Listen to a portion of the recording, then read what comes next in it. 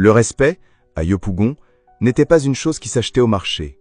Il se gagnait, jour après jour, par la droiture, la parole donnée et la crainte de Dieu.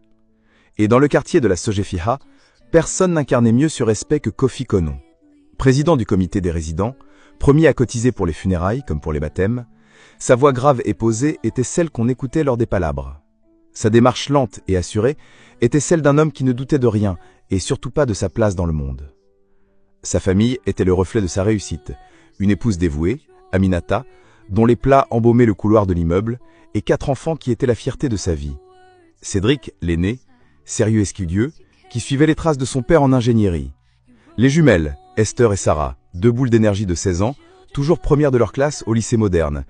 Et puis il y avait Aya, l'avant-dernière, 19 ans. Le silence de la famille. Aux yeux des voisins, Aya était la plus timide, la plus réservée. Une jeune fille à l'ancienne, qui baissait les yeux quand un homme lui parlait, qui préférait rester dans la cuisine avec sa mère plutôt que de rire avec les filles de son âge. Aminata, sa mère, disait souvent avec un soupir tenté d'orgueil: « Ah, Aya est différente. Elle est dans son monde, ma fille. Trop sérieuse pour son âge. » Mais le monde d'Aya n'était pas fait de timidité. C'était une cage. Une prison, dont les barreaux invisibles étaient les murs de l'appartement familial et dont le gardien était l'homme que tout le monde admirait, son propre père. La prison s'était refermée sur elle 3 ans plus tôt. Un soir, alors que la pluie battait la tôle des toits et que le reste de la famille dormait, il était entré dans sa chambre. Il n'y avait pas eu de cri, juste un chuchotement qui glaçait le sang. Un chuchotement qui parlait d'honneur de la famille, de secrets qu'une fille doit savoir garder pour protéger les siens, de ce qu'il adviendrait de la réputation de tous si jamais elle parlait. Il avait tissé autour d'elle une toile de menaces et de caresses empoisonnées, de culpabilité et d'isolement. Il avait transformé en son objet, sa chose secrète, dans la maison même où il jouait le rôle du patriarche aimant. Aya avait essayé de parler. Une fois, quelques mois après le début du calvaire, elle avait tenté de percer le bouclier de certitude de sa mère.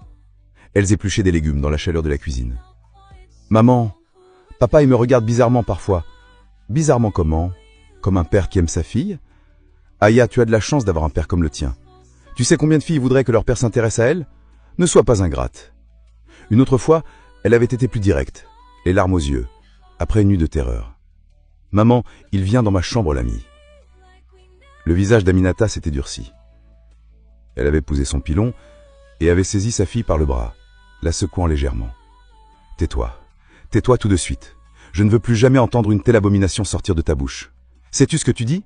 Tu accuses un saint homme, ton père, l'homme